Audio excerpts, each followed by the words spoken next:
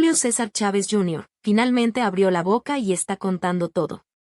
Y mira nada más, la propia presidenta Claudia Sheinbaum confirmó sus declaraciones y ya dio la orden para traer al boxeador de vuelta a México. Pero aquí se pone extraño. El tipo ya vive en Estados Unidos desde hace más de 1 año y medio, libre como el aire. Ninguna autoridad estadounidense nunca se metió con él. Entonces, ¿por qué ahora? La respuesta es simple: Ovidio Guzmán comenzó a hablar. Y fue justo después de una pelea en Los Ángeles el fin de semana que se dio la detención. ¿Coincidencia? Yo creo que no, y no se queda ahí. La familia Guzmán está soltando nombres pesados. Estamos hablando de Xóchitl Gálvez y Enrique Alfaro. Las informaciones dicen que Xóchitl tiene conexión directa con la nieta del propio El Chapo Guzmán, que vive en Sinaloa. Suscríbete al canal para no perderte ninguna información importante como esta. ¿Preparado para saber todos los detalles? Vamos a empezar. Dale ese like poderoso para que esta información llegue a más personas que necesitan saber esto. El sol de julio brillaba sobre las calles tranquilas de Studio City cuando todo cambió para Julio César Chávez Jr. Era el 2 de julio de 2025, apenas días después de haber enfrentado a Jake Paul en el ring de Anaheim. El hijo del legendario boxeador mexicano se deslizaba tranquilamente por las calles californianas en su patinete eléctrico cuando los agentes del ICE lo rodearon. La operación había sido planeada con precisión militar. Durante meses, las autoridades estadounidenses habían estado rastreando cada movimiento del boxeador, sabiendo que tenía una orden de aprehensión vigente en México desde enero de 2023. Pero lo que realmente aceleró su captura fueron las declaraciones que Ovidio Guzmán había hecho desde su celda en Estados Unidos. El ratón, como conocían a Ovidio, había comenzado a cantar como canario después de su extradición. Sus confesiones detalladas sobre la estructura del cártel de Sinaloa incluían nombres, fechas y operaciones específicas. Entre esos nombres figuraba prominentemente el de Julio César Chávez Jr., no como una víctima de las circunstancias, sino como un colaborador activo de la organización criminal. La presidenta Claudia Sheinbaum tuvo que admitir públicamente su sorpresa cuando los reporteros la confrontaron con la noticia.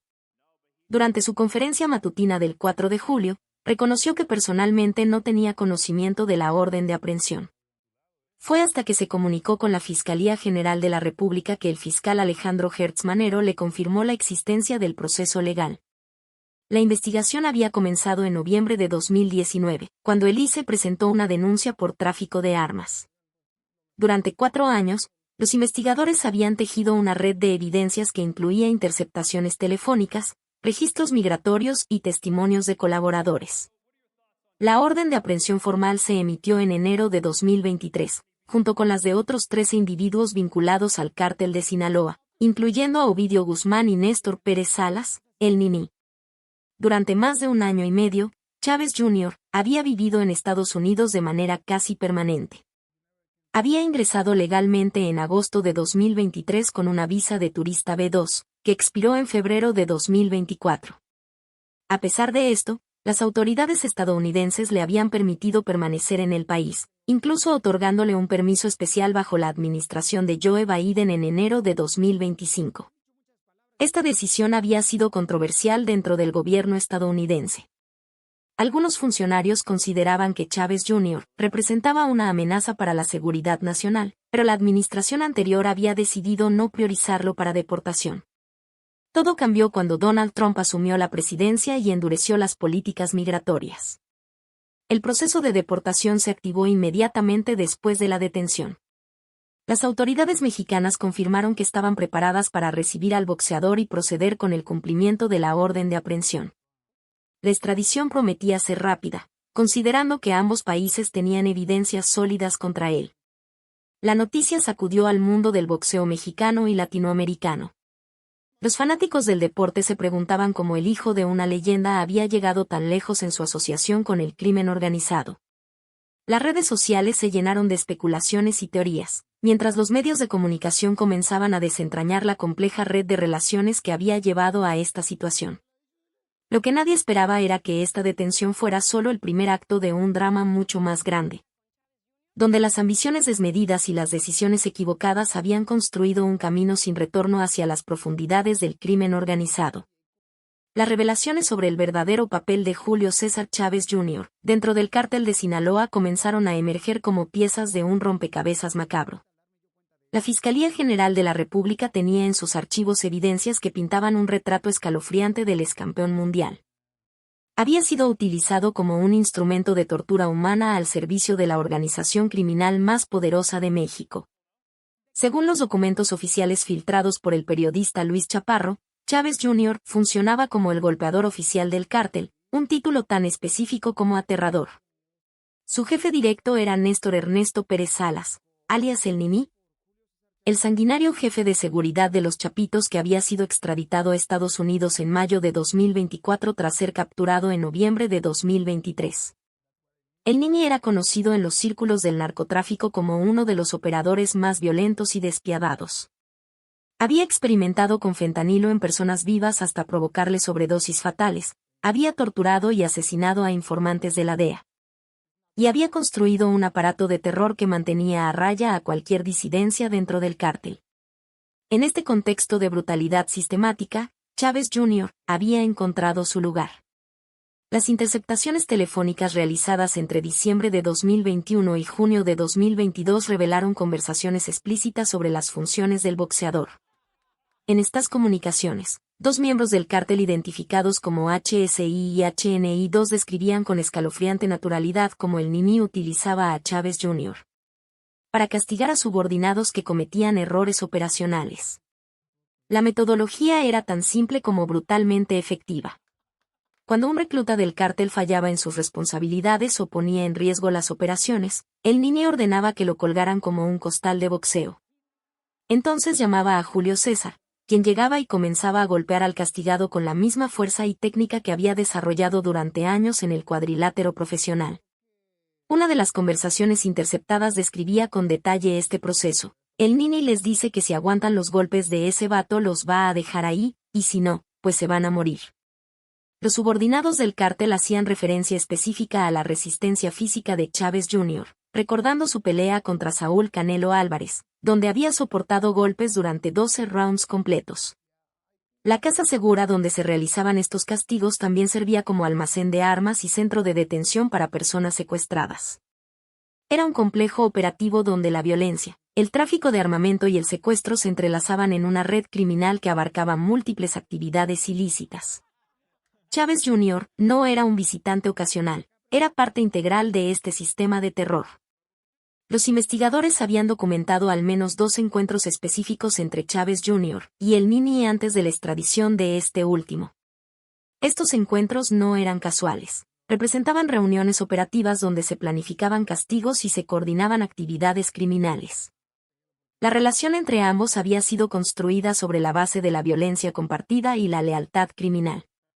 Las acusaciones formales incluían tráfico de armas, participación en delincuencia organizada y colaboración en actividades de tortura.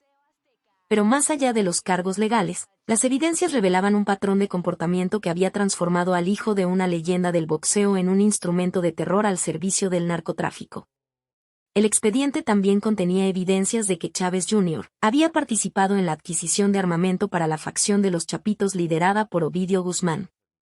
Su papel no se limitaba a la violencia física, también incluía actividades logísticas que fortalecían la capacidad operativa del cártel. La tormenta mediática que desató la detención de Julio César Chávez Jr. puso a prueba la fortaleza de una de las familias más icónicas del boxeo mexicano. Julio César Chávez Sr., la leyenda que había conquistado el mundo con sus puños y había construido un legado deportivo intocable, se enfrentaba ahora al desafío más difícil de su vida. Defender públicamente a su hijo sin comprometer su propia reputación ni la justicia. El 3 de julio de 2025, apenas un día después de la detención en Los Ángeles, el César del boxeo rompió el silencio con un comunicado cuidadosamente redactado que reveló tanto su dolor como su sabiduría. Sus palabras no fueron las de un padre desesperado buscando excusas para su hijo, sino las de un hombre que entendía perfectamente la gravedad de la situación y la importancia de mantener una postura digna. En estos momentos difíciles, reiteramos nuestro total e incondicional apoyo a Julio, escribió Chávez Sr. en su mensaje.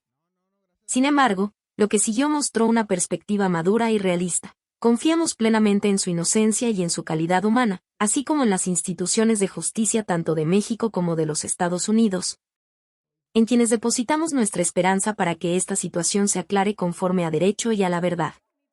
La carta del legendario boxeador no contenía alegatos de injusticia ni denuncias de persecución política. No exigía la liberación inmediata de su hijo ni cuestionaba la validez de las investigaciones.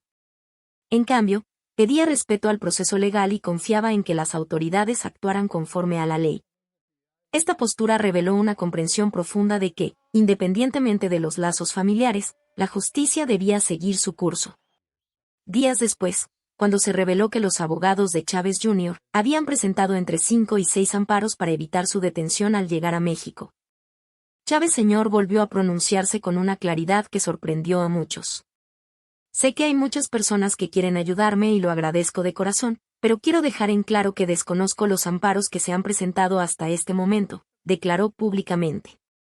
Esta separación entre la postura del padre y las estrategias legales del hijo demostró una línea divisoria clara. Julio César Chávez Sr. no estaba dispuesto a involucrarse en maniobras legales que pudieran interpretarse como obstrucción de la justicia. Su posición era cristalina: apoyaría a su hijo como padre, pero respetaría completamente el proceso legal. En entrevistas posteriores, cuando los reporteros lo presionaron sobre el conocimiento previo de las actividades de su hijo, las respuestas de Chávez Sr. fueron igualmente reveladoras. Durante una emotiva aparición en el programa Venga la Alegría, donde su hija Nicole trabajaba como conductora, el legendario boxeador rompió en llanto al hablar de la situación. Estoy convencido que se aclararán los hechos porque mi hijo no es ningún delincuente, dijo entre lágrimas, pero inmediatamente añadió: les pido respeto hacia mi privacidad, la de mi familia y del proceso legal que sigue en estos momentos. Las declaraciones del patriarca de la familia Chávez sugerían que, aunque no había participado directamente en las actividades criminales de su hijo, sí tenía conocimiento de que Julio César Jr. había tomado malos caminos. Sus referencias a los múltiples retos en su vida personal y profesional que había enfrentado su hijo indicaban una conciencia de que los problemas habían existido durante años. Esta separación de responsabilidades se extendió también a la carrera profesional del legendario boxeador. Chávez Sr. continuó con sus actividades como comentarista deportivo y sus apariciones públicas, manteniendo una clara distinción entre su legado deportivo y las acciones de su hijo adulto. Su mensaje era claro: él respondería por sus propios actos, pero Julio César Jr., como hombre de 39 años, debía enfrentar las consecuencias de sus decisiones. La postura de la familia Chávez contrastaba dramáticamente con otras familias del espectáculo mexicano que habían enfrentado escándalos similares. No hubo conferencias de prensa dramáticas, no se contrataron equipos de relaciones públicas para lanzar campañas de desprestigio contra las autoridades, y no se buscó victimizar a Julio César Jr. como objeto de una persecución injusta. En el mundo del boxeo mexicano, la respuesta de Chávez Sr. fue vista como un ejemplo de dignidad bajo presión. Muchos comentaristas deportivos elogiaron su capacidad para separar su amor paternal de su responsabilidad como figura pública, manteniendo el respeto hacia las instituciones de justicia mientras enfrentaba uno de los momentos más dolorosos de su vida personal. La continuidad en la carrera del padre también envió un mensaje importante. El legado deportivo de Julio César Chávez Sr. permanecería intacto, construido sobre décadas de logros legítimos en el cuadrilátero, independientemente de las decisiones equivocadas de su hijo. Esta separación generacional de responsabilidades se convertiría en un modelo para otras familias del espectáculo que enfrentarían situaciones similares en el futuro. Mientras la investigación de Julio César Chávez Jr. se desarrollaba en las cortes estadounidenses y mexicanas, un hilo conductor inesperado comenzó a tejer conexiones que alcanzaron los más altos niveles de la política mexicana. La red familiar de los Guzmán, que había atrapado al boxeador a través de su matrimonio con Frida Muñoz, también había extendido sus tentáculos hacia territorios mucho más amplios de lo que inicialmente se había imaginado. El descubrimiento más impactante llegó cuando los investigadores comenzaron a rastrear las actividades de Frida Sofía Guzmán Muñoz, la hijastra de Chávez Jr., y nieta directa de Joaquín El Chapo Guzmán. Durante las elecciones presidenciales de 2024, la joven había hecho algo que sorprendió a analistas políticos y autoridades de seguridad por igual. Había mostrado públicamente su apoyo a la candidatura de Xóchitl Gálvez.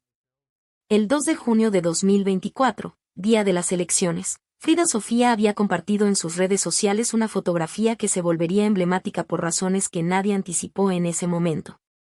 La imagen mostraba su dedo pulgar entintado junto con un sticker de la coalición Fuerza y Corazón por México, la alianza política que postulaba a Xóchitl Gálvez como candidata presidencial. La publicación no había pasado desapercibida en su momento, pero su verdadero significado se reveló meses después. Cuando las investigaciones sobre el cártel de Sinaloa comenzaron a mostrar conexiones más profundas con diversos sectores de la sociedad mexicana. La nieta del narcotraficante más famoso del mundo no solo había votado, sino que había promocionado activamente la candidatura de la principal opositora a la continuidad del gobierno de Andrés Manuel López Obrador. Las implicaciones eran múltiples y complejas. Por un lado, revelaban que las familias del narcotráfico tenían preferencias políticas específicas y estaban dispuestas a manifestarlas públicamente. Por otro lado, planteaban preguntas incómodas sobre el grado de penetración que las organizaciones criminales habían logrado en el proceso democrático mexicano. La investigación reveló que el apoyo de Frida Sofía no había sido un acto aislado. Durante la campaña electoral, había compartido historias en las que difundía eventos de campaña de candidatos locales aliados a la coalición de Gálvez, incluyendo el cierre de campaña de Óscar Valdés, candidato a diputado local por el Distrito 11 de Culiacán, Sinaloa, quien contaba con el respaldo del PRI, PAN y PRD. Este patrón de apoyo sistemático sugería algo más que simples preferencias personales. Los analistas comenzaron a especular sobre si existían vínculos más profundos entre sectores del crimen organizado y la candidatura opositora. O si simplemente reflejaba el descontento de ciertos grupos criminales con las políticas de seguridad del gobierno en turno. La situación se complicó aún más cuando se reveló que Enrique Alfaro, el polémico gobernador de Jalisco, había tenido encuentros documentados con Xóchitl Gálvez durante la campaña electoral. Estos encuentros, que inicialmente se habían presentado como reuniones de cortesía entre políticos, adquirieron una dimensión diferente bajo la luz de las nuevas revelaciones sobre las conexiones familiares del cártel. El 24 de agosto de 2023, Gálvez se había reunido con Alfaro en la Casa Jalisco, en un encuentro que ambos equipos describieron como un saludo cordial entre amigos de muchos años. Sin embargo, la reunión se había producido justo después de que Alfaro anunciara su ruptura con Movimiento Ciudadano, creando especulaciones sobre una posible alianza política. Durante esa reunión, según declaraciones posteriores de ambos políticos, habían discutido su visión del país y las posibilidades de colaboración futura. Alfaro había expresado públicamente su respeto por Gálvez, declarando que tu voz es muy importante, mientras que ella había manifestado su interés en mantener el diálogo con todos los sectores políticos. Lo que inicialmente había parecido una maniobra política normal adquirió tintes más oscuros cuando se reveló que el territorio gobernado por Alfaro, Jalisco, era uno de los estados con mayor actividad del cártel de Sinaloa y escenario de violentas disputas territoriales entre organizaciones criminales. Las autoridades federales habían señalado repetidamente que Jalisco enfrentaba serios problemas de seguridad que requerían coordinación entre todos los niveles de gobierno. La investigación también reveló un dato particularmente inquietante. Durante la campaña de Gálvez, uno de los coordinadores regionales en Sinaloa había sido asesinado en circunstancias que las autoridades consideraron relacionadas con el crimen organizado. El caso había sido archivado sin resolución definitiva, pero ahora adquiría una nueva relevancia en el contexto de las investigaciones más amplias. Los investigadores comenzaron a considerar la posibilidad de que este asesinato no hubiera sido aleatorio, sino parte de un patrón más amplio de intimidación o control que grupos criminales ejercían sobre el proceso electoral. La muerte del coordinador de campaña había enviado un mensaje claro sobre los riesgos de participar en política en territorios controlados por el narcotráfico. En este contexto, las autoridades empezaron a investigar si las expresiones de apoyo de Frida Sofía y los encuentros entre Gálvez y Alfaro formaban parte de una estrategia más amplia para influir en el proceso electoral. Una de las teorías que ganaba fuerza sugería que sectores del crimen organizado habían intentado diversificar sus conexiones políticas, buscando influencia en diferentes fuerzas políticas para proteger sus intereses independientemente del resultado electoral. La complejidad del caso se incrementó cuando se reveló que las investigaciones podrían extenderse para incluir posibles intentos de incriminar autoridades estatales de Sinaloa, como parte de una estrategia para desviar la atención de las verdaderas redes de protección que operaban en otros estados. Esta línea de investigación sugería que el caso Chávez Jr. podría ser solo la punta del iceberg de una red de corrupción y complicidades que se extendía mucho más allá del mundo del boxeo y el entretenimiento. Mientras las investigaciones sobre Julio César Chávez Jr. se desarrollaban en las cortes de ambos lados de la frontera, una revelación paralela comenzó a desentrañar una red mucho más compleja de corrupción que alcanzaba a otra figura emblemática del boxeo mexicano. La conexión entre el crimen organizado y los deportes de élite había encontrado un nuevo capítulo en la historia de Saúl Canelo Álvarez y su relación empresarial con figuras vinculadas al lavado de dinero. El escándalo estalló cuando el diario Reforma reveló que Eric Daniel Zamora Delgadillo, socio del Canelo en la cadena de tiendas Upper, Bahí Canelo Energy, estaba siendo investigado por múltiples delitos en ambos países. En México, las autoridades lo señalaban como parte de una red de huachicol, mientras que en Estados Unidos enfrentaba acusaciones de lavar dinero para el cártel Jalisco Nueva Generación. La red de gasolineras Canelo Energy había comenzado como un proyecto legítimo de diversificación empresarial del boxeador. Con el logo distintivo de una C acompañada de un rayo que simbolizaba energía. Las estaciones se habían expandido por Jalisco y Nayarit con la promesa de ofrecer un servicio de campeonato y productos de la mejor calidad. Sin embargo, detrás de la imagen promocional se ocultaba una operación mucho más siniestra. Zamora Delgadillo no era un socio menor en la estructura empresarial del Canelo. Como propietario de Ecocarburante, una empresa señalada por la FGR por estar involucrada en el tráfico de combustible robado, había logrado infiltrarse en el círculo empresarial del boxeador a través de conexiones políticas estratégicas. Su presentación oficial como socio había sido celebrada públicamente por Milton Cárdenas, alcalde de El Grullo, Jalisco, quien en noviembre de 2021 había expresado su gusto por recibir a su amigo personal Eric Daniel Zamora Delgadillo, quien forma parte del corporativo Canelo Energy. La conexión más preocupante surgió cuando se reveló que Zamora Delgadillo había sido previamente socio y presidente de Agrícola Boreal, una empresa incluida en la lista negra OFAC del Departamento del Tesoro de Estados Unidos por estar involucrada en crímenes financieros y narcotráfico. Esta designación significaba que cualquier empresa o individuo que mantuviera relaciones comerciales con Agrícola Boreal podía estar violando las sanciones estadounidenses. El papel de Enrique Alfaro en esta red se volvió más claro cuando los investigadores comenzaron a rastrear los permisos y facilidades otorgadas por el gobierno de Jalisco para la rápida expansión de las gasolineras Canelo Energy. Las estaciones habían obtenido permisos en tiempo récord, un proceso que normalmente requería meses de trámites burocráticos. Esta facilitación gubernamental sugería una coordinación que iba más allá de simples eficiencias administrativas. Las investigaciones revelaron que el gobierno de Alfaro no solo había facilitado los permisos, sino que también habría negociado participaciones en los beneficios económicos de la operación. Fuentes cercanas a la investigación señalaron que el gobernador habría recibido porcentajes de las ganancias de las gasolineras a cambio de su protección política y administrativa. La cadena de tiendas de conveniencia Upper, asociada a las gasolineras, se había convertido en un elemento clave de la operación de lavado. Estas tiendas, estratégicamente ubicadas cerca de las residencias de los involucrados y en zonas de alto tráfico comercial, permitían el flujo constante de efectivo que facilitaba el blanqueo de capitales procedentes de actividades ilícitas. La sofisticación de la operación se evidenció en la ubicación estratégica de las gasolineras. No era coincidencia que estuvieran situadas en rutas que conectaban con territorio controlado por el CJNG, ni que sus horarios de operación de 24 horas facilitaran movimientos de dinero en horarios poco convencionales.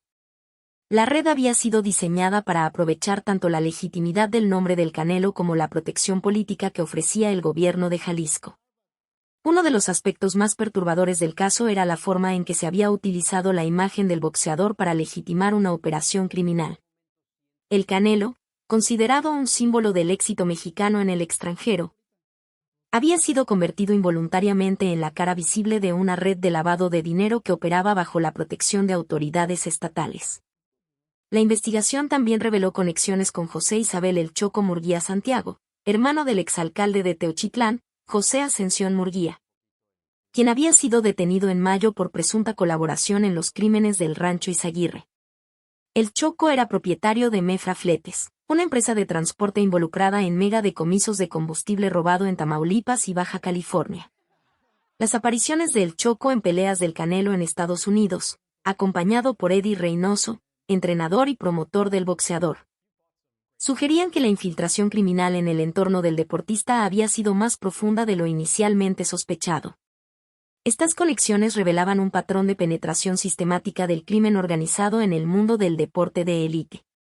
La dimensión del escándalo se amplificó cuando se reveló que las autoridades estadounidenses habían estado monitoreando estas actividades durante meses, construyendo un caso que podría tener ramificaciones internacionales.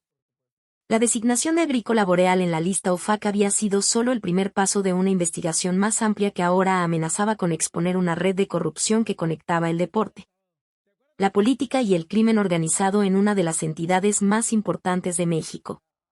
La máquina de relaciones públicas y diversión que rodeaba a las figuras deportivas de Jalisco había sido meticulosamente diseñada para ocultar las verdaderas dimensiones del escándalo que se desarrollaba detrás de las luces y los reflectores. Lo que el público percibía como celebraciones legítimas del talento deportivo local, en realidad formaba parte de una sofisticada estrategia de lavado de imagen que involucraba millones de pesos del erario público. El evento más emblemático de esta estrategia había sido la pelea de Canelo Álvarez contra John Ryder en el Estadio Akron el 6 de mayo de 2023. Lo que se presentó como el orgulloso regreso del campeón a su tierra natal, después de 12 años de ausencia, había sido cuidadosamente programado para coincidir con el momento más crítico de las investigaciones sobre las gasolineras Canelo Energy y sus conexiones con el lavado de dinero. El gobierno de Enrique Alfaro había adquirido 10,000 boletos a precios preferenciales, con un costo total que superaba los 8 millones de pesos, para distribuirlos gratuitamente entre la población. Esta compra masiva de entradas, presentada como un programa social, había servido múltiples propósitos en la estrategia de distracción. Por un lado, garantizaba un lleno total en el estadio, creando la imagen de apoyo popular masivo. Por otro lado, inyectaba millones de pesos directamente a la empresa promotora del evento, fortaleciendo los vínculos financieros entre el gobierno y el entorno del Canelo. Los boletos adquiridos por el gobierno no eran precisamente los más baratos. Con precios que oscilaban entre 350 y 50,000 pesos, la compra gubernamental se había concentrado en sectores de precio medio alto, maximizando tanto el impacto visual como el beneficio económico para los organizadores. Esta decisión revelaba que el objetivo no era simplemente facilitar el acceso popular al evento, sino transferir recursos públicos al círculo empresarial del boxeador. La puesta en escena había incluido una coreografía política cuidadosamente planificada. Alfaro había aparecido junto al Canelo en múltiples conferencias de prensa, presentándose como el facilitador del histórico regreso del campeón a México. Esta asociación pública había sido diseñada para crear una narrativa de colaboración exitosa entre el gobierno y el sector privado, distrayendo la atención de las investigaciones en curso sobre los negocios del boxeador. La supuesta rivalidad entre Canelo y Alfaro, que había circulado en algunos medios, había sido una faramalla cuidadosamente construida para generar controversia mediática que desviara la atención de temas más serios. Esta rivalidad ficticia había servido para humanizar a ambas figuras, presentándolas como personalidades independientes con diferencias normales, en lugar de socios en una operación de corrupción sistemática. El timing del evento había sido estratégicamente perfecto. La pelea se había realizado justo cuando las primeras investigaciones periodísticas sobre las conexiones de Zamora Delgadillo comenzaban a generar preguntas incómodas. El espectáculo masivo había monopolizado la atención mediática durante semanas, enterrando efectivamente cualquier cobertura crítica sobre los aspectos más oscuros de los negocios del Canelo. La estrategia se había extendido más allá del boxeo, incorporando a otras figuras deportivas en un patrón similar de patrocinios y eventos financiados con recursos públicos. Sergio Checo Pérez había sido designado como embajador de Jalisco con un contrato de 25 millones de pesos anuales para promocionar el estado a través de su participación en la Fórmula 1. El patrocinio a Checo había incluido la compra de espacios publicitarios en su casco, uniformes y eventos promocionales. Además, el gobierno había organizado y financiado el Red Bull Show Run en Guadalajara, un espectáculo que había costado millones adicionales al erario público. Estos eventos habían sido presentados como inversiones en turismo y promoción del Estado, pero en realidad funcionaban como transferencias de recursos públicos al entorno de deportistas de élite. La mecánica de lavado de imagen había sido particularmente evidente en la forma en que se habían manejado las críticas públicas. Las redes sociales oficiales del gobierno habían sido utilizadas sistemáticamente para amplificar cada aparición pública de estos deportistas, creando una narrativa constante de éxito y orgullo jalisciense que oscurecía las investigaciones en curso.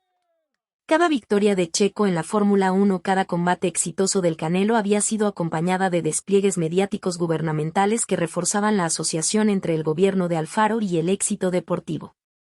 La sofisticación de esta estrategia se había evidenciado en su capacidad para cooptar incluso a críticos potenciales. Periodistas deportivos, analistas y comentaristas habían sido invitados a eventos exclusivos, recibiendo acceso privilegiado a cambio de cobertura favorable. Esta red de complicidades mediáticas había creado un ambiente en el que cuestionar los gastos gubernamentales en deportes era visto como falta de patriotismo o deslealtad hacia los ídolos locales.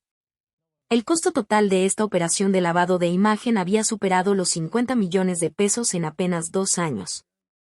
Una suma que contrastaba dramáticamente con la falta de recursos para programas sociales básicos o para combatir la crisis de seguridad que vivía el Estado. Sin embargo, la efectividad de la estrategia había sido indiscutible. Mientras duraron los espectáculos deportivos, las investigaciones sobre corrupción habían permanecido en segundo plano, enterradas bajo avalanchas de noticias sobre victorias deportivas y celebraciones patrióticas. La revelación de estos mecanismos de distracción añadía una nueva dimensión al caso Chávez Jr., mostrando cómo el crimen organizado había logrado no solo infiltrarse en el mundo del deporte, sino también cooptar las instituciones gubernamentales para crear cortinas de humo que protegieran sus operaciones más sensibles. Las investigaciones que habían comenzado con la detención de Julio César Chávez Jr. habían abierto una caja de Pandora que revelaba una red de corrupción sistémica que se extendía por todo el estado de Jalisco. Lo que inicialmente parecía ser un caso aislado de un deportista involucrado con el crimen organizado, se había transformado en la exposición de décadas de complicidades políticas y criminales que habían convertido a la entidad en un territorio prácticamente controlado por organizaciones delictivas. El caso más emblemático de esta red había surgido con la detención de José Ascensión Murguía Santiago, exalcalde de Teuchitlán, quien había sido arrestado el 3 de mayo de 2025 por su participación en las actividades del Rancho Izaguirre. La investigación reveló que Murguía, militante de Movimiento Ciudadano, no solo había permitido que el CJNG operara un centro de reclutamiento y adiestramiento en su municipio, sino que había recibido 70,000 pesos mensuales por parte de la organización criminal. La participación de la familia Murguía en el crimen organizado había ido mucho más allá de la simple corrupción municipal. Según reveló el fiscal Alejandro Hertz Manero, José Ascensión y sus 2 hermanos habían operado una red de 210 empresas dedicadas al huachicol fiscal. Una sofisticada operación de tráfico ilegal de combustibles que había generado pérdidas diarias de 35 millones de pesos al erario mexicano. La empresa Mefra Fletes, propiedad de José Isabel Murguía Santiago, hermano del exalcalde, había sido identificada como una pieza clave en los megadecomisos de combustible realizados en marzo de 2025 en Tamaulipas y Baja California. Esta operación había involucrado el aseguramiento de más de 18 millones de litros de hidrocarburos, incluyendo el caso del buque Challenge Propion, con bandera de Singapur, que transportaba 10 millones de litros de diésel sin documentación fiscal correspondiente. Lo que resultaba particularmente preocupante era la conexión entre esta red criminal y las más altas esferas del gobierno federal. La Secretaría de la Defensa Nacional había desembolsado más de 500 millones de pesos en diésel durante la construcción del aeropuerto Felipe Ángeles, comprando el combustible a Ecocarburante SADCB, una empresa directamente vinculada con la estructura de huachicol operada por los hermanos Murguía Santiago. Pero Teuchitlán no era un caso aislado. El patrón de corrupción se extendía a otros municipios estratégicos, particularmente Tlajomulco de Zúñiga, que se había convertido en el epicentro del huachicol en Jalisco. Este municipio tenía una importancia especial porque había sido el bastión político desde donde Enrique Alfaro había construido su carrera, siendo el primer territorio gobernado por Movimiento Ciudadano cuando él fungió como presidente municipal de 2010 a 2011. Durante los años siguientes al mandato de Alfaro en Tlajomulco, el municipio había mantenido un historial alarmante como la zona número 1 en actividades de huachicol en todo Jalisco. Las operaciones más recientes habían incluido el decomiso de más de 30.000 litros de combustible robado, así como el descubrimiento de múltiples viviendas abandonadas que ocultaban fosas clandestinas donde presumiblemente se habían enterrado víctimas del crimen organizado. La continuidad administrativa en estos municipios había facilitado la perpetuación de estas redes criminales. En Tlajomulco, el mismo secretario general que había trabajado bajo la administración de Alfaro había permanecido en el cargo durante las administraciones posteriores, creando una línea de continuidad que había permitido que las operaciones criminales se desarrollaran sin interrupciones significativas. Esta estructura de protección política había sido particularmente evidente en la forma en que se habían manejado las investigaciones sobre Huachicol. Durante años, las autoridades estatales habían minimizado sistemáticamente la gravedad del problema, presentándolo como casos aislados de delincuencia común en lugar de reconocer la existencia de una red criminal organizada con protección política. El caso había adquirido dimensiones internacionales cuando el Departamento del Tesoro de Estados Unidos había incluido a múltiples empresas jaliscienses en su lista OFAC, designándolas como entidades involucradas en narcotráfico y crímenes financieros. Esta designación había revelado que las redes de corrupción no se limitaban al territorio mexicano, sino que habían establecido conexiones transnacionales que facilitaban el lavado de dinero y el tráfico de sustancias ilegales. La sofisticación de estas operaciones se había evidenciado en su capacidad para infiltrarse en sectores estratégicos de la economía. Las empresas vinculadas a los hermanos Murguía habían establecido contratos con Pemex, la Sedena y múltiples gobiernos municipales, creando una red de legitimidad aparente que ocultaba sus verdaderas actividades criminales. Las investigaciones también habían revelado conexiones preocupantes con multinacionales del sector energético. Empresas como Vitol y Valero, gigantes del sector energético a nivel mundial, habían aparecido como proveedores de combustible para empresas controladas por la red criminal, sugiriendo que la corrupción había alcanzado niveles de sofisticación internacional. La infiltración del crimen organizado en las estructuras municipales había sido tan profunda que había afectado aspectos básicos de la administración pública. En Teochitlán, por ejemplo, los servicios de seguridad pública habían sido completamente cooptados, con múltiples policías municipales involucrados directamente en las actividades criminales del Rancho Izaguirre. El CJNG había establecido un sistema de cobro de derecho de piso que afectaba desde pequeños comerciantes hasta grandes empresas, convirtiendo a vastas zonas de Jalisco en territorios efectivamente controlados por el crimen organizado. La respuesta de las autoridades federales había llegado demasiado tarde y de manera insuficiente. A pesar de las múltiples denuncias de organizaciones civiles y de la evidencia acumulada durante años, las investigaciones serias habían comenzado solo después de que la presión mediática y social había hecho imposible continuar ignorando el problema. El caso revelaba una verdad incómoda sobre el Estado de Derecho en Jalisco. Décadas de complicidades políticas habían creado un sistema donde el crimen organizado no solo operaba con impunidad, sino que había logrado convertirse en un actor político determinante, capaz de influir en decisiones gubernamentales y de proteger sus intereses a través de una red de funcionarios corruptos que se extendía desde los niveles municipales hasta las más altas esferas del gobierno estatal. Mientras las investigaciones sobre las redes de corrupción en Jalisco se profundizaban, en el Palacio Nacional se gestaba una respuesta política que prometía transformar radicalmente el panorama electoral y mediático del país. La presidenta Claudia Sheinbaum había tomado la decisión de utilizar los escándalos que emergían como catalizadores para impulsar reformas estructurales que llevaban años en la agenda de la Cuarta Transformación. El primer anuncio llegó con la creación de un grupo interno especializado en reforma electoral, cuyo objetivo era elaborar una propuesta legislativa que pusiera fin a lo que Sheinbaum había denominado el sistema de plinominales. Esta era una referencia directa a la práctica de colocar candidatos a través de listas cerradas que beneficiaban principalmente a los partidos tradicionales como PRI, PAN y PRD, así como a sus liderazgos enquistados. La estrategia estaba dirigida específicamente contra figuras como Alejandro Alito Moreno, quien había logrado mantenerse en la dirigencia del PRI a pesar de múltiples escándalos de corrupción. El sistema de plinominales había permitido que líderes partidistas como Alito perpetuaran su control sobre las estructuras políticas, colocando a sus allegados en posiciones estratégicas sin que los ciudadanos tuvieran verdadera capacidad de decisión sobre estos nombramientos.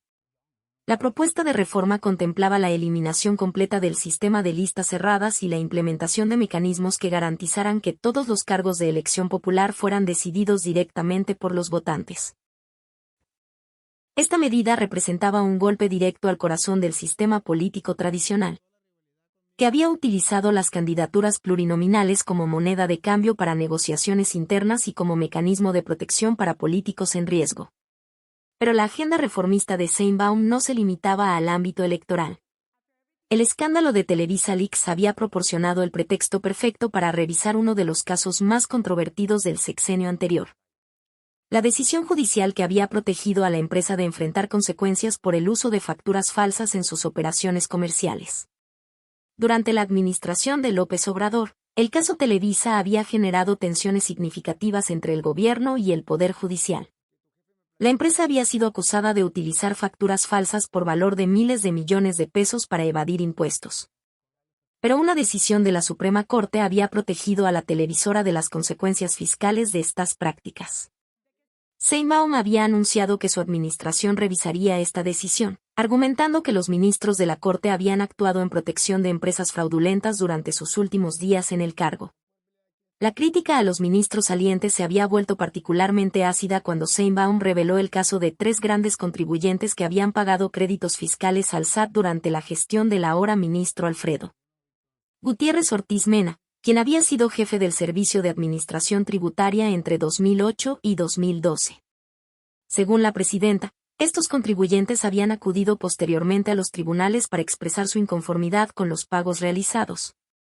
Y ahora el mismo ministro que había autorizado originalmente los cobros buscaba que el SAT regresara los recursos con intereses, lo que constituía una clara ilegalidad. Esta revelación había sido presentada como evidencia de un patrón sistemático de conflictos de interés dentro del Poder Judicial, donde ministros con historiales comprometidos en el sector privado posteriormente tomaban decisiones que beneficiaban a sus antiguos sectores de influencia. Sheinbaum había calificado esta situación como muy curiosa, sugiriendo que existían conexiones que requerían investigación profunda. La postura del nuevo gobierno hacia la iniciativa privada representaba un equilibrio delicado entre el respeto a la actividad empresarial legítima y la exigencia de responsabilidad fiscal y legal. Sheinbaum había defendido la importancia de mantener una relación respetuosa con el sector privado, pero había establecido claramente que esta relación no podía incluir tolerancia hacia prácticas fraudulentas o evasión fiscal. Esta posición contrastaba dramáticamente con las políticas fiscales que se estaban implementando en Estados Unidos bajo la administración de Donald Trump, donde las empresas estaban recibiendo beneficios fiscales sin precedentes. Sheinbaum había señalado esta diferencia como ejemplo de 2 modelos diferentes de relación entre gobierno y sector privado, mientras México exigía responsabilidad fiscal y legal. Estados Unidos optaba por políticas que priorizaban los beneficios empresariales sobre la recaudación tributaria. La comparación con las políticas de Trump había sido particularmente relevante en el contexto de las tensiones migratorias entre ambos países. Mientras el gobierno estadounidense implementaba políticas agresivas contra los migrantes mexicanos, simultáneamente ofrecía beneficios fiscales extraordinarios a las grandes corporaciones. Esta contradicción había sido señalada por Sheinbaum como evidencia de las prioridades distorsionadas del gobierno de Trump. El caso Televisa había servido también como ejemplo de cómo los medios de comunicación habían operado históricamente en México, utilizando su influencia para obtener beneficios económicos y protección legal. La revelación de la Operación Palomar había mostrado que Televisa no solo había evadido impuestos, sino que había operado una sofisticada red de manipulación mediática diseñada para influir en decisiones políticas y judiciales que beneficiaran sus intereses económicos. La respuesta del gobierno había incluido el anuncio de nuevas regulaciones para el sector de telecomunicaciones y radiodifusión, que contemplaban sanciones millonarias para empresas que difundieran propaganda extranjera o que operaran redes de desinformación. Estas medidas habían sido presentadas como parte de una estrategia más amplia para proteger la soberanía informativa del país y garantizar que los medios de comunicación operaran dentro de marcos legales claros. La agenda de reformas había generado resistencia significativa por parte de los sectores afectados, particularmente los partidos políticos tradicionales y las grandes empresas mediáticas. Mientras las investigaciones sobre corrupción se desarrollaban en los tribunales y las reformas políticas avanzaban en el Congreso, La presidenta Claudia Sheinbaum había comenzado a implementar una estrategia paralela que buscaba fortalecer la soberanía nacional a través de programas sociales y la promoción de productos mexicanos. Esta estrategia había cobrado particular urgencia ante las crecientes tensiones con Estados Unidos y los episodios de maltrato hacia ciudadanos mexicanos que se habían vuelto cada vez más frecuentes. Un incidente particularmente revelador había ocurrido en Oaxaca, donde un turista americano había intentado maltratar a ciudadanos mexicanos con actitudes despectivas y prepotentes. La respuesta de los ciudadanos había sido inmediata y contundente. No está en su país, le habían dicho al agresor, estableciendo una línea clara sobre el respeto que debía mostrar cualquier visitante extranjero hacia la dignidad mexicana. Este tipo de episodios había reflejado un problema más amplio que se había intensificado durante la administración de Trump. La percepción de algunos ciudadanos estadounidenses de que México era un territorio donde podían comportarse con impunidad y desprecio hacia los mexicanos. La respuesta gubernamental había sido clara. México era un país soberano donde todos los visitantes debían respetar las leyes y la dignidad de sus habitantes. En este contexto, el programa estrella de la presidenta, las tiendas del bienestar, había adquirido una dimensión que trascendía lo meramente económico para convertirse en un símbolo de resistencia y autosuficiencia nacional. Estas tiendas, que habían comenzado a operar en enero de 2025 como una evolución de las tiendas Diconsa, representaban una apuesta por la soberanía alimentaria y el fortalecimiento de la economía local. El programa había sido concebido como una fusión de seguridad alimentaria mexicana y Diconsa, creando una sola entidad bajo el nombre de Alimentación para el Bienestar, dirigida por María Luisa Albores. El objetivo era crear un mercado directo entre pequeños productores mexicanos y consumidores, eliminando intermediarios que compraban muy barato y vendían muy caro, como había explicado la presidenta en múltiples ocasiones. Una de las primeras beneficiarias y defensoras más entusiastas del programa había sido la señora Ángela, una mujer de origen humilde que había ganado notoriedad como seguidora fiel del canal oficial de la presidencia. Ángela había logrado abrir la primera tienda en su comunidad, convirtiéndose en un ejemplo viviente de cómo los programas gubernamentales podían transformar vidas concretas. La historia de la señora Ángela había resonado profundamente porque representaba la materialización de los ideales de la cuarta transformación a nivel personal. Desde su pequeña tienda, ella vendía productos básicos mexicanos como maíz a 6 pesos por kilogramo y frijol a 35 pesos. Precios que contrastaban dramáticamente con los que manejaban las grandes cadenas comerciales. El programa había puesto especial énfasis en productos mexicanos estratégicos, granos básicos como maíz y frijol, café de productores nacionales, cacao de alta calidad y miel mexicana. La iniciativa de los chocolates del bienestar, elaborados con cacao mexicano comprado directamente a productores locales, había simbolizado esta apuesta por la calidad y la soberanía productiva nacional. La estrategia incluía también un componente de certificación que reconocía prácticas sustentables. El café de sombra, avalado por la Secretaría de Medio Ambiente, garantizaba que los productores siguieran prácticas agroforestales que contribuyeran al cuidado ambiental, asegurando que los consumidores adquirieran productos de alta calidad y respetuosos con el ecosistema. Esta apuesta por la autosuficiencia había tomado particular relevancia en el contexto de las políticas proteccionistas que se estaban implementando en Estados Unidos. Mientras Trump amenazaba con aranceles y deportaciones masivas, México respondía fortaleciendo su mercado interno y reduciendo su dependencia de productos importados. La red de más de 24.000 tiendas distribuidas en 2.224 municipios representaba un alcance del 90% del territorio nacional, llegando a aproximadamente 62 millones de personas. Esta cobertura masiva convertía al programa en un instrumento de política económica con capacidad real de influir en los precios nacionales y en las dinámicas de mercado. El programa Cosechando Soberanía había complementado esta estrategia ofreciendo créditos a bajo costo y coberturas para proteger a los productores en caso de sequías o problemas climáticos. Este programa incluía apoyo técnico para mejorar la producción agrícola, creando un círculo virtuoso donde el fortalecimiento del campo mexicano alimentaba directamente las tiendas del bienestar. La dimensión política del programa se había vuelto evidente cuando Sheinbaum había explicado que se trataba de una preparación para las tensiones que se avisoraban con las políticas de Trump.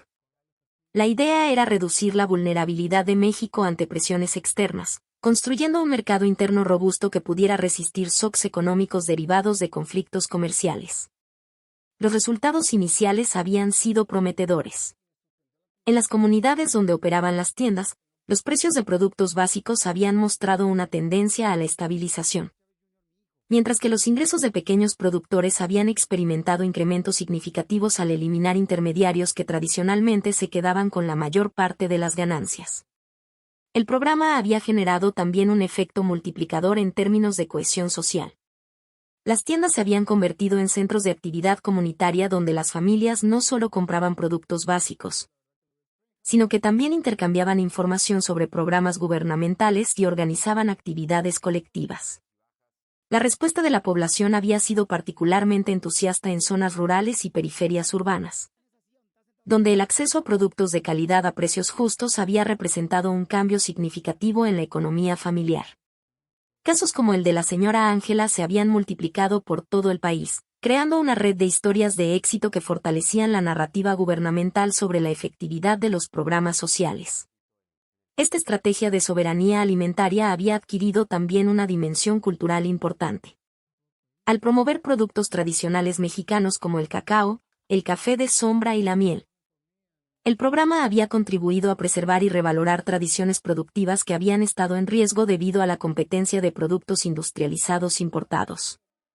La transformación del panorama mediático mexicano había alcanzado su punto más álgido durante los primeros meses de la administración de Claudia Sheinbaum, cuando la presidenta había declarado abiertamente la guerra contra lo que denominaba medios chayoteros, en referencia directa a Televisa, TV Azteca y otros outlets tradicionales que consideraba comprometidos con intereses económicos y políticos opuestos a la Cuarta Transformación. Esta confrontación no había surgido de la nada, sino que representaba la culminación de años de tensiones entre el gobierno federal y las grandes empresas mediáticas. Tensiones que se habían intensificado dramáticamente con las revelaciones del escándalo Televisa Leaks. Y ahí llegamos al final de un video más explosivo. Como pudieron ver, la situación se está poniendo cada vez más caliente y los nombres están saliendo uno por uno. Julio César Chávez Jr., hablando, Ovidio Guzmán colaborando con las autoridades, y ahora esos nombres pesados como Xóchitl Gálvez y Enrique Alfaro apareciendo en la conversación. La conexión con la nieta de El Chapo en Sinaloa solo muestra que esta red es mucho más compleja de lo que imaginábamos. La presidenta Claudia Sheinbaum confirmando todo esto públicamente deja claro que las cosas están cambiando rápidamente en el escenario político y criminal de México. Quiero saber mucho qué piensan de esta información, así que comenten ahí abajo cuál es su opinión sobre toda esta situación, si creen que van a aparecer más nombres o si esto es solo el comienzo de revelaciones aún mayores. Este tipo de contenido exclusivo y de primera mano es exactamente lo que encuentran aquí en el canal, así que si aún no se han suscrito, hagan clic en el botón de suscripción ahora y activen la campanita para no perderse ninguna novedad caliente como esta. Y claro, denle ese like genial al video para que el algoritmo muestre esta información importante a más personas que necesitan estar al tanto de lo que realmente está pasando. Compártanlo con los amigos, porque la información de calidad necesita circular y llegar a quien realmente entiende la importancia de estos acontecimientos. Nos vemos en el próximo video con más noticias calientes y exclusivas.